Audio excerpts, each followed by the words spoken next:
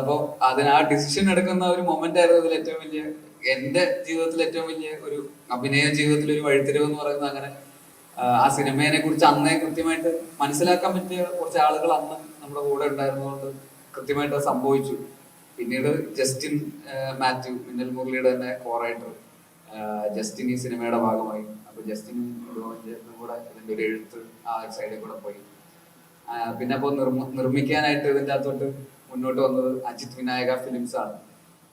അപ്പൊ അജിത് ഏട്ടനും മറ്റൊരു അജേഷാണ് ഈ പറയുന്ന പോലെ ഒരുപാട് സിനിമകൾ കൂട്ടായ്മയാണ്.